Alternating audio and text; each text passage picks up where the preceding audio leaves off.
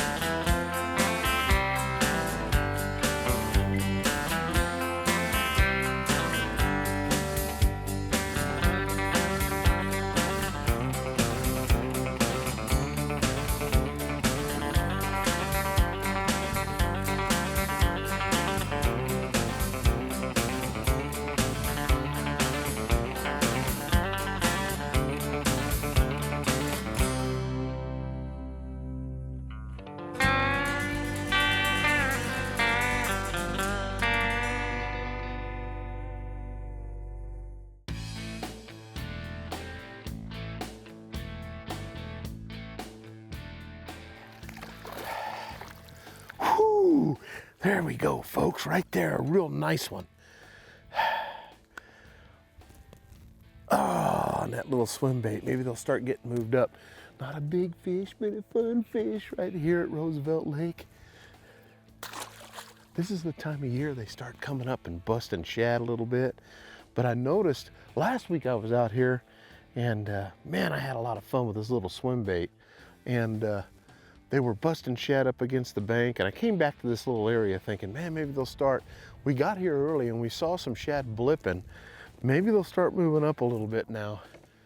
The fishing hasn't been great here at Roosevelt Lake. For some reason, it's been kind of off right after the spawn. And but they're in that mode where if you find where the shad are, you can catch a lot of fish and load the boat quick. And right now what I'm seeing is they had the shad up shallow for a little while when we first got here. Couldn't film, it was too early. So, but I'm seeing that the shad are moved out again. Hopefully they'll push them back in. We're supposed to get a lot of wind today, so we're hoping to get the early morning going pretty good. And I'm throwing this little swim bait up in these little bushes. It's about the only thing you can bring. You could throw a spinner bait or a buzz bait. I tried to buzz bait a little bit, spinner bait a little bit, but this little swim bait normally gets them pretty good, right? You know, and it's weedless. I've got it rigged weedless where I can throw it right up in the brush piles and get it out of there and catch some of those fish hiding in the brush waiting for the shad to come by.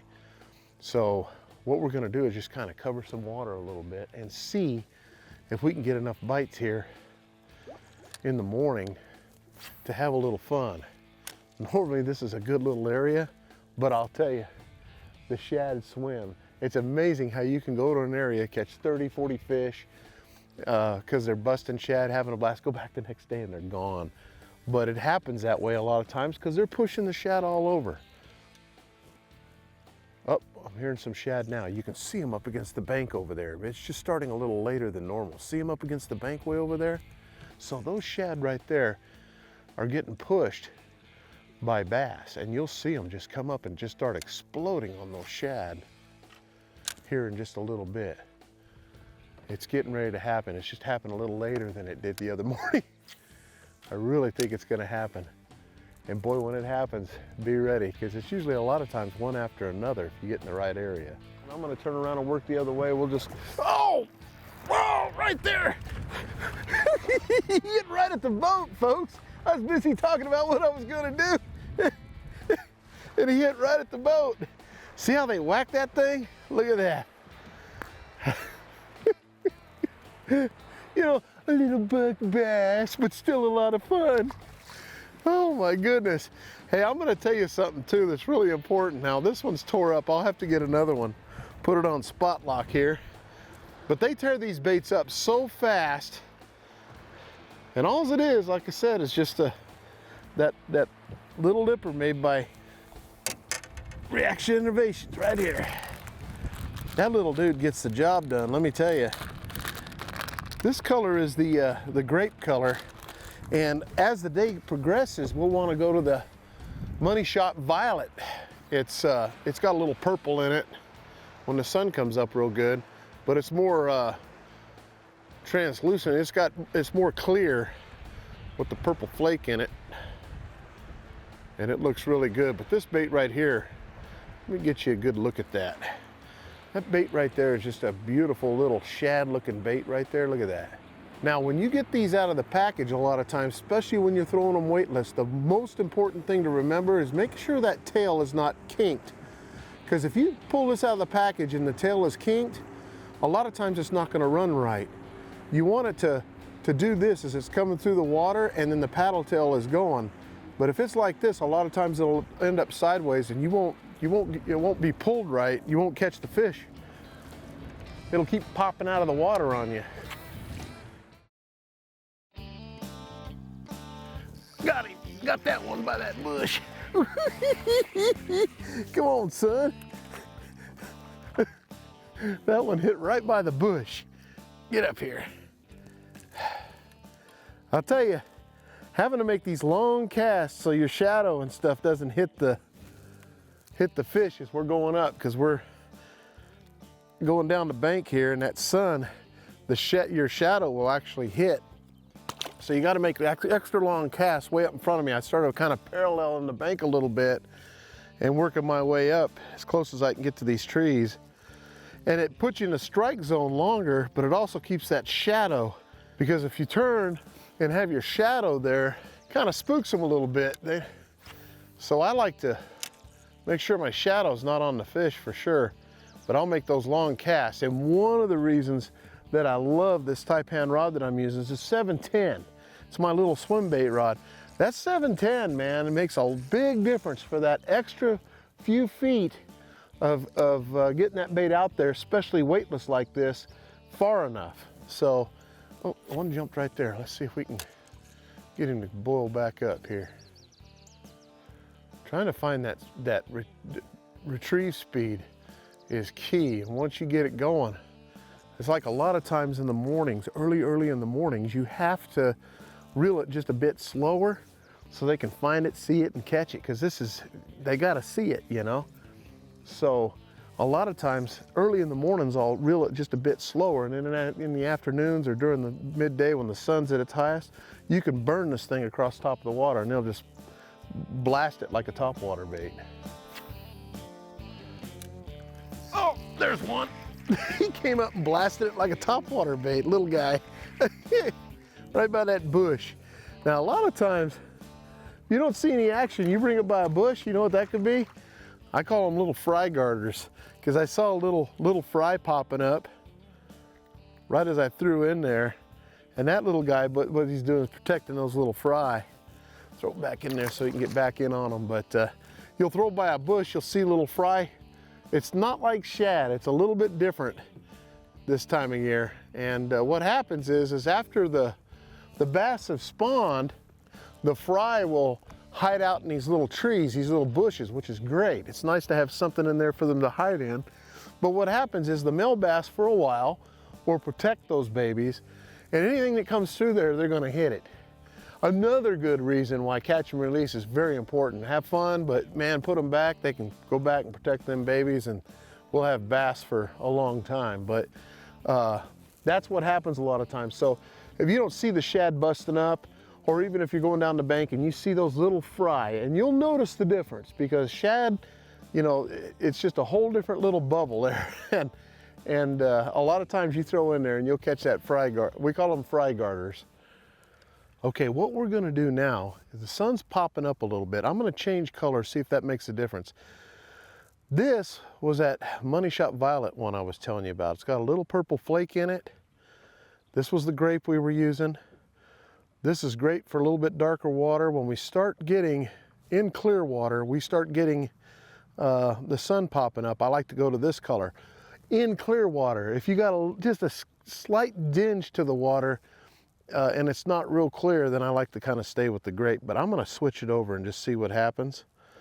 So basically, when we hook this thing up, I want to show you, we want to hook just a little bit of this into the nose. I always go to the bend of the hook right here, okay?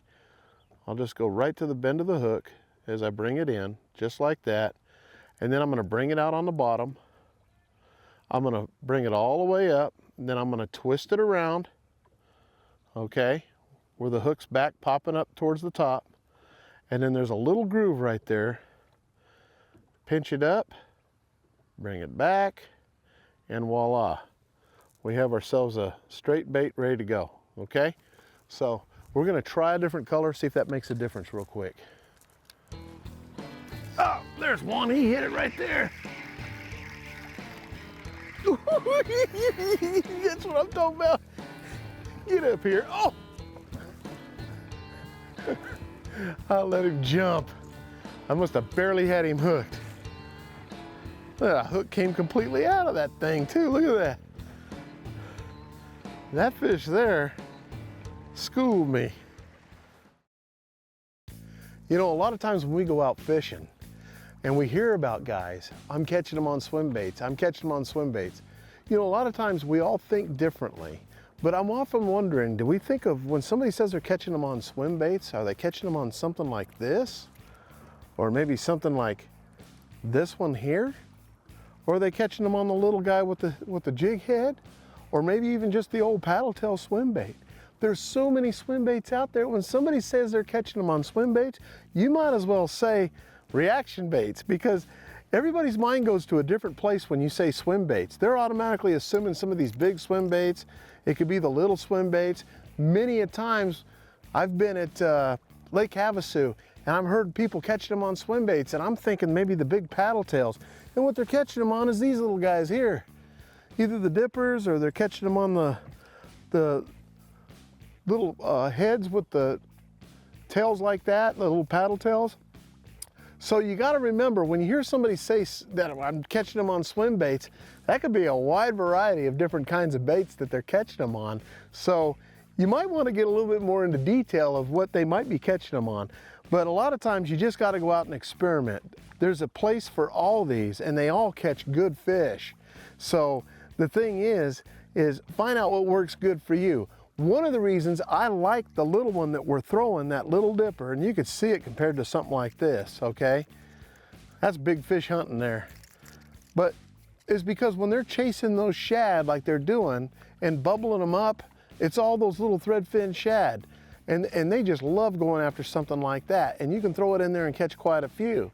Now, if they're going after gizzard shad, and you know you're in an area where you catch some big ones or something like that, then maybe something like this will work, or maybe the paddle tail. I know my buddy Andrew Napoleon, he's from A&M Graphics. This is one of his favorite kinds of baits to throw right here. And he'll catch big fish on that. We've done well on it in tournaments. So you just gotta experiment around.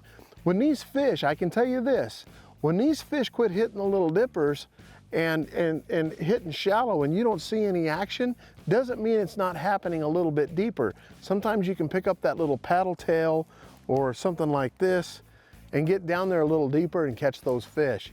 Just something to think about when you hear people talk about swim baits in general, because that's really general, let me tell you. So get out and do some experimenting, and I'll guarantee you're going to catch more fish. Oh, I got bit right there and he missed it. Oh, he got it. He came back and got it.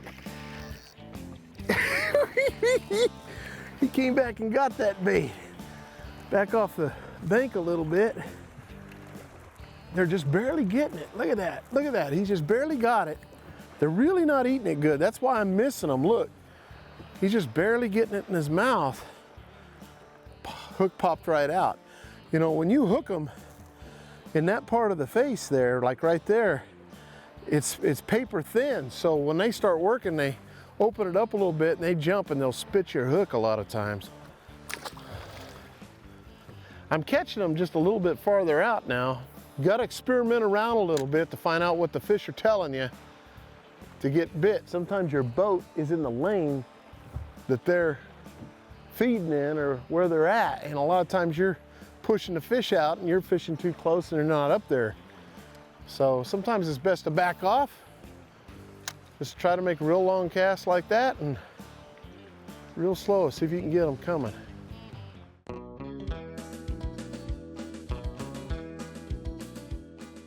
Hey folks, for my tip of the week, one thing you can't stand, especially with braided line like this, is to get those little knots that you get on the spinning outfit a lot of times from throwing light baits, and I mean like weightless baits. Happens a lot of times with like Cincos or even with these dippers.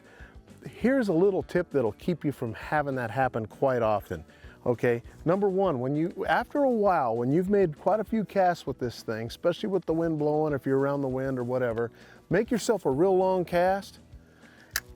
All right, pull your bail over, always pull your bail over by hand, but make sure that just every so often, once in a while, reel in your line tight. Put your fingers on the line and just bring the line in tight. Keep it from getting loose. Okay, you're gonna make a lot of casts, but every so often, just do this when you're in between, catching all those fish. And when you put that line back on tight, you're not gonna have those big loops coming off. The other thing is never engage your reel, obviously. Always, you can engage your reel with the reel handle, just like this. But when you do that, sometimes it creates a big loose loop there, and then when you're reeling in, you come out with a big rat's nest.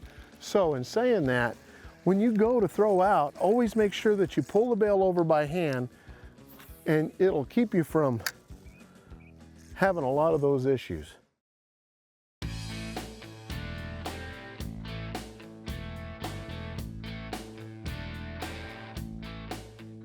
Oh! Slow rolling that thing. Now that one ate it. Man, you ate it. There we go. Oh, he flipped right out of my hand. He's like, let me go. A lot of times with this kind of bait, variating that retrieve is huge. And if it starts slowing down on you a little bit, when you're bringing it up to the surface, a lot of times you could just kind of start slow reeling it, and they will chase it down and eat it. Variating the retrieve. Now there's a few things you can do to this bait that would help it get down a little farther if you need to do that.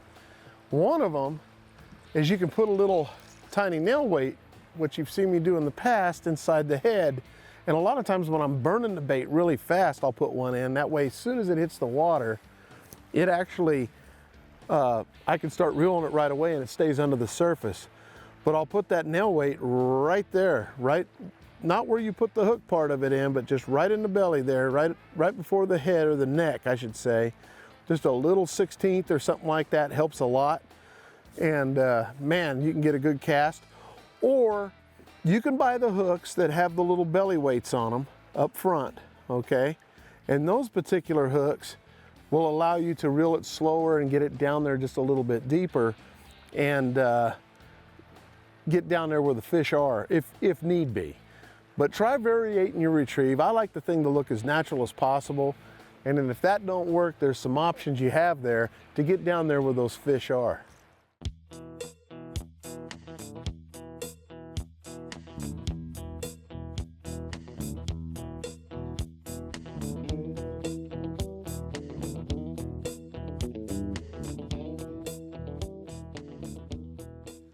Well, we've hit that time of the day where this bait gets a little bit tougher. You want to keep it on the deck all the time.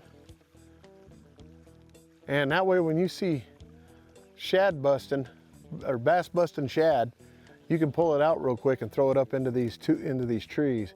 It's very important to throw something somewhat weedless into here in case you make a bad cast, or you want to get right up in there where the fish are, that you can get the bait out, and not have to go in there and spook the fish. But I've had a lot of fun today. I'll tell you what, that little dipper is the ticket, man, when they're going after in clear water. Remember I said that, in clear water, that little guy, that little swim bait is the way to go. Pick yourself up some 2/0 wide gap owner hooks. And I like the owner hook because the owner hook is a little bit heavier, and it brings the bait down a little bit. So that owner hook is very important. And I'm throwing 10-pound test fluorocarbon leader to the braid line. And I'll tell you what, you'll have a lot of fun and catch a lot of fish. Thanks for joining us on Roosevelt Lake. We'll see you next week. I'm Johnny Johnson. Now, see, that's what I'm talking about, folks.